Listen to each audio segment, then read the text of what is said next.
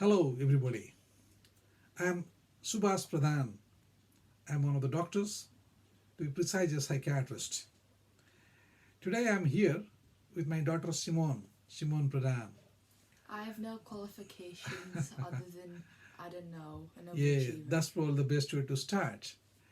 Today we'll be talking about just having a discussion about philosophy. I will be asking Simone some questions uh, that are of interest to a layman on philosophy, and she'll be talking about it. We'll probably go around 10 to 15 minutes. We'll see how it goes. We intend to make it every week so that it will be giving us an idea about philosophical truths, and thereby we'll be learning something. So let's see, let's go. So, Simon, welcome to the show. Thank you. Uh, so, let's start by asking you about what is philosophy. I would like to know, and then I will be discussing a little bit about some of the prominent philosophers. Although we'll not be going to the depth of it today, we may not have time for it. All right. So I'll just give an introduction that I did my before I joined medicine. I was doing my major in philosophy, and there I had taken Western philosophy as well as Indian philosophy. Although I didn't go to very much the depth of it, but that was quite interesting. So I will be starting by mentioning that philosophy is a science, you can say. It's a branch of education where the essential feature I understand is asking the right question. And some people can tell that philosophy also is a systematic way of uh, studying things or asking the right questions to study. All right. So what do you think, Simone? Your definition of philosophy? Well, when I think of philosophy, what comes first Mm-hmm. is the halls or markets of a Greek city and how people would at first sit down together and discuss their ideas. To me, that's kind of the core of what philosophy is. It exists in discussion, in Mm-hmm. questioning each other's ideas. Okay, just discussing and questioning each other's ideas. All right. That's what you understand philosophy is. So tell me something. I mean, what do you think? Why philosophy is important? What's your take on it? Well, let's see. I do think it's important to treat it as any other science, but what kind of sets it apart is that it's not really about the physical or something that you can test. Mm-hmm. It's more about um, your moral skills and aptitude, what makes a good person, and steps towards it. And it can be treated as a science with its own different topics and ways of to study it, but at the core, it's a very humanist subject. It's about the person, the soul. Mm-hmm. Mm-hmm. It's, All right. So I read somewhere. I mean, there are four sort of major principles which dictate how philosophy is relevant in today's world. Let me just go through one by one. The first one they talk about, by reading philosophy, life will be enriched. You know that will be knowing more about life, the meaning of life, and things like that. So, like any other branch of, say, art, literature, science, philosophy enriches life. In fact, it is for the sake of knowledge we are reading philosophy, as Plato used to tell, speculative knowledge. Okay, that's what philosophy is. That's one way of looking at philosophy. The other one is it helps to attain human perfections, in the sense that um, you tend to become a better person by reading about certain aspects of human beings. So, so like as you know, philosophy is the epitome of knowledge, and like in medicine, you can do philosophy, PhD, we call that philosophy in doctorate, and those sort of stuff we can do in different branches. So that way, certain aspect of knowledge could be studied in detail by philosophy. So that is another thing. The third point is important. There are some questions that philosophy can answer. The questions which has probably we'll be discussing it later on. The questions which has not been answered, and those deep philosophical questions like does God exist? Okay, questions like what is right from wrong, things like what is knowledge, and those sort of stuff. So the important questions which has baffled many educated people as well as those who believe uh, that knowledge, uh, we should have knowledge about those aspects. So that's another way, another reason people study philosophy. And last but not the least, very often, whether you like it or not, you philosophize. To say, for example, if you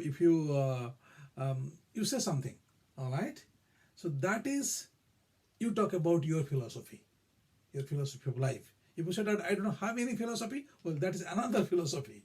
So in one way or other, whatever you say, you cannot evade philosophy. Those are the common reasons why philosophy could be relevant. All right. Do you have any thoughts on that?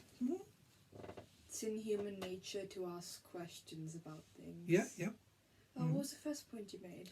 Well, the first point was like we read philosophy for sake of knowledge for knowledge sake, or what they call as a speculative knowledge. Plato coined this term that you speculate. That kind of reminds me of the whole thing when it comes to pure mathematics. I believe it's a field where the maths you study doesn't really have any. Maybe we can look at the camera. Yeah.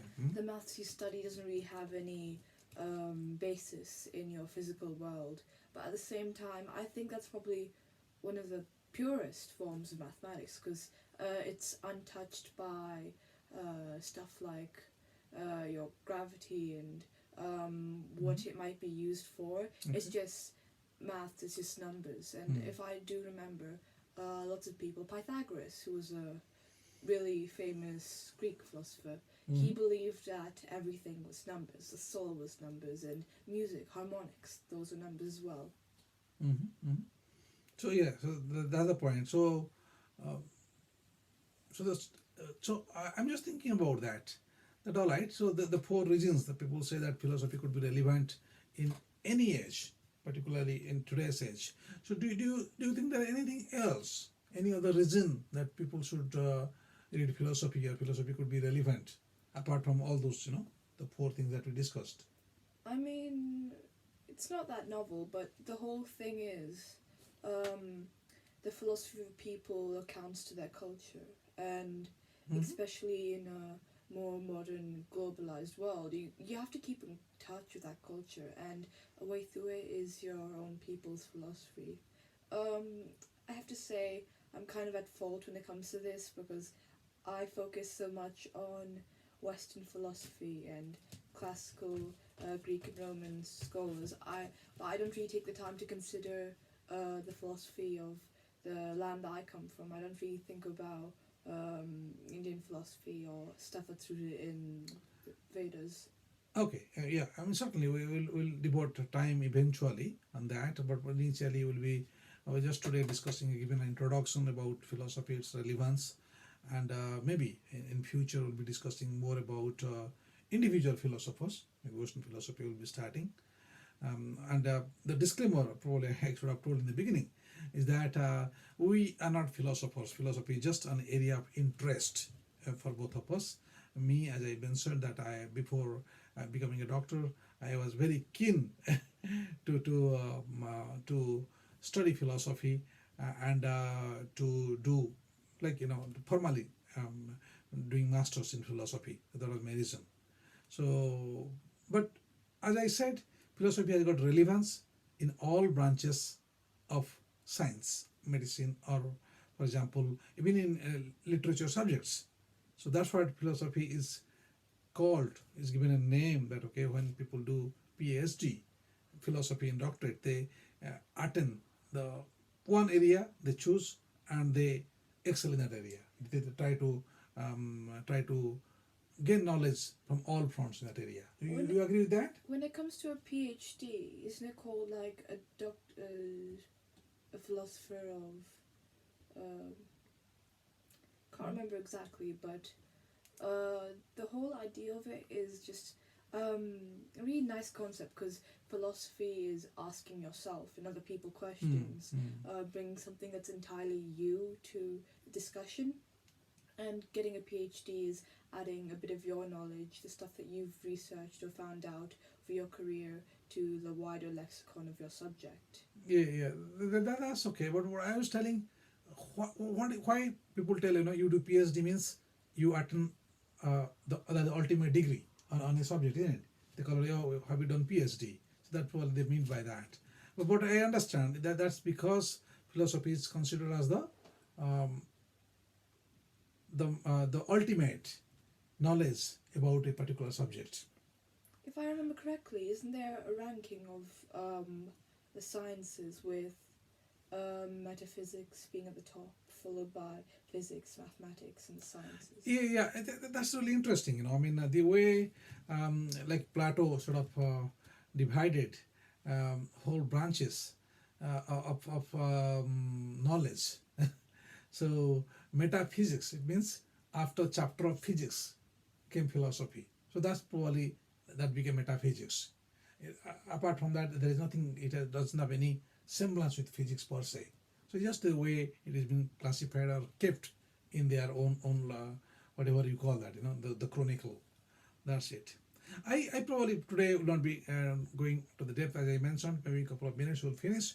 I remember reading about it. It might have interest to many other people.